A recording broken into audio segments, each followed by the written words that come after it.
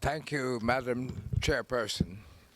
Let me start by saying that any relationship between what I'm going to say and what I ought to have said on the written script, which I hope some of you may read, is purely coincidental, because I'm going to speak to you very frankly and directly. We stand today, as we all know, on the edge of a precipice. We're participating collectively in a crisis which is a generational crisis, totally different to anything that has ever happened before, not merely since the Second World War. And our responsibility is clear. And that responsibility, first of all, is to recognize our own failure, the failure of governments, the failure of employers, the failure of trade unions, and the failure of the UN system itself to craft and put together responses to a crisis which is threatening so many lives and has already taken so many lives. Depending on the choices which we make in the coming months, we will either address or we will fail to address this challenge. In terms of the UN system, we have a series of meetings, one of which, already referred to, the Syria 4 conference, has brought some response in terms of financial commitments. On the 30th of March, we have another conference, which is looking for responsibility sharing, in particular in regard to commitments to take refugees, where the response so far in so many places has been utterly pathetic. This is a challenge for countries. There are some that are leading. In my view, in the European context, Germany, Sweden, for an example, are two countries that have provided leadership. So has the European Commission. Other countries, many represented here today, have turned their back on the challenge which exists. Not merely have they turned their back on the challenge which exists, they give succor to the xenophobia and even racism which is being expressed politically all over Europe. But this isn't a European problem alone. 86% of all refugees are to be found in developing countries. Europe is, however, an example, and a very bad example, of associating proximity with responsibility. Why should Jordan, Turkey, and the Lebanon carry a disproportionate burden of what is, according to the Convention of 1951, a global issue? Why haven't we responded as we did, for an example, with the Vietnamese boat people? Why have we a situation where within Europe, Greece and Italy at different times have been left carrying the can? Even those who've been saved in the Mediterranean by warships sent down to save them have been dumped on the shores of countries which are in the area of where the challenge is faced. Almost 500,000 people have perished in Syria, and the rest who are escaping are clearly refugees. Are they to have no succor, no sanctuary, and no responsibility sharing at European, let alone global level? It's just simply unacceptable. 36% of all asylum seekers reaching Europe's shores are children. We've seen them dying on beaches, freezing in rivers, as we build barricades right the whole way up through the Balkans. Politicians close blind eyes to all of these tragedies, or even worse, they stir up anti-immigrant sentiments.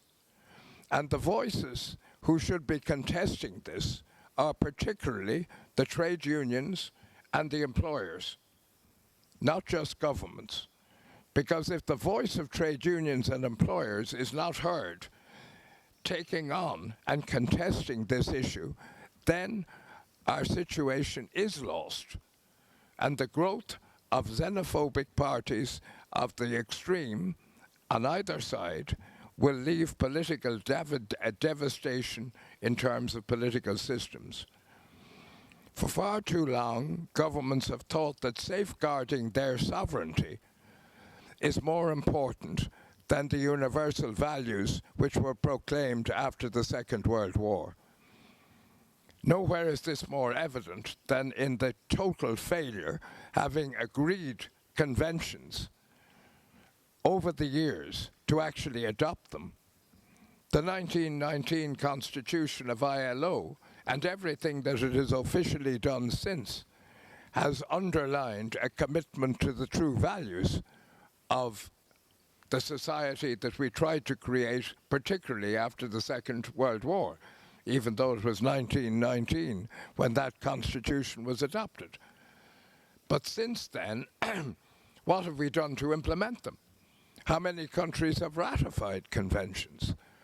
They express agreement with them and then refuse to ratify them, some of them on the spurious ground of sovereignty being more important than values.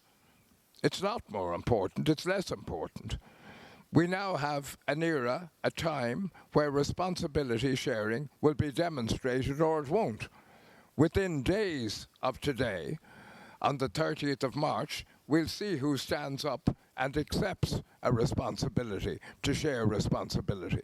We've seen how many European countries have failed to do so, although others have accepted the responsibility. And where is the domestic lobby against this failure? If it doesn't come from employers and it doesn't come from trade unions, where is it going to come from? So there's a huge responsibility here.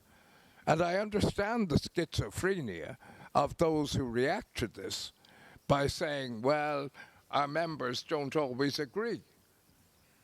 Well, members can only agree around principles that they're led to believe in. So the organizations that represent them have to lead. Our model is indeed in need of a new deal. It's in need of revival, and it's in need of leadership. And that leadership cannot avoid taking on those who challenge it directly. So migration is the issue. Over 60 million men, women and children are displaced, 20 million of whom are refugees. But it's not all about refugees. Some political leaders say, well, we've refugees where we accept in principle, even if we don't apply, a responsibility. But they say all economic migrants have no rights. They should all be sent back. What about vulnerable migrants? What about people whose lives are threatened, who are survival migrants? They're economic migrants escaping natural disasters.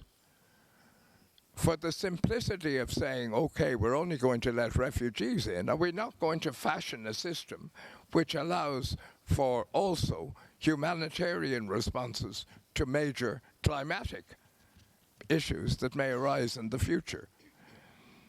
So we have a really important moment where trade unions who have long espoused the principles which lie behind the ILO and employers who also express their agreement with it have to actually deliver.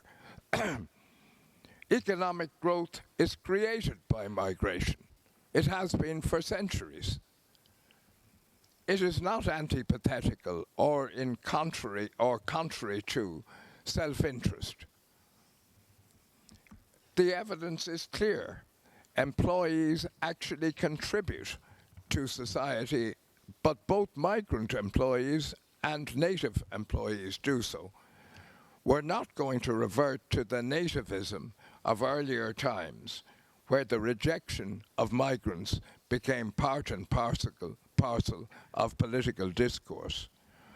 Next week here in Geneva, the Secretary General and UNHCR will host this conference seeking pledges from states to provide refuge to Syrians in several different ways, including resettlement and humanitarian admission. We'll see what is delivered, because everybody at conferences like this says the right thing. They said the right thing about the conventions that have not been ratified of ILO. They've said the right thing for decades about the issue of human rights for refugees. But now is the time when we have to deliver on this, including standing up to the siren voices that seem to be getting more and more political momentum all around this continent and elsewhere. Why is it that those who proclaim the values, and in particular Europe is part of this, why is it that the OECD countries who proclaim the values have not always applied them? Why is it that we have the situation of countries such as Greece being turned into vast labour camps? Why is it that we push the problem back all the time to others? 540 million Europeans, the wealthiest continent on the planet, cannot take 1 million refugees a year and will not share them. Why is this? Why is the rest of the world failing to share the responsibility also? The answer is, in part, because the political systems of which you all represent has failed to deliver. And that includes employers and refugees and unions. Take, and I'm not going to go into it now, I'll conclude, take the issue of demographics.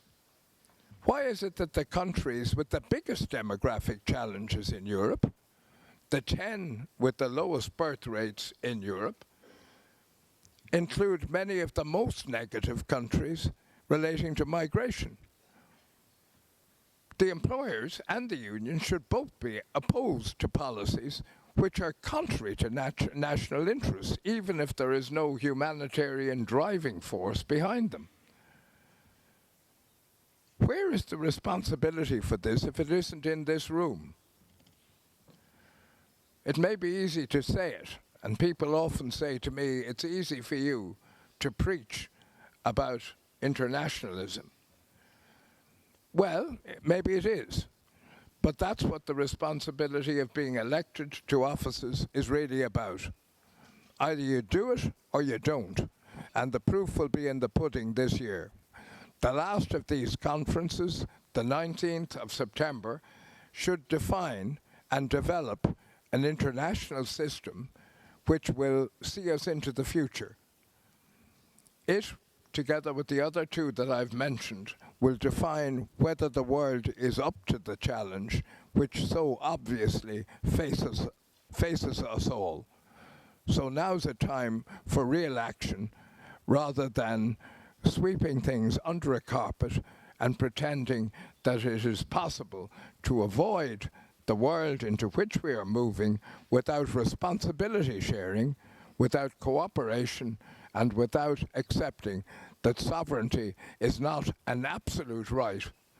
It's a right which can only be put against and stand with the responsibility to the values which underpin and created the ILO.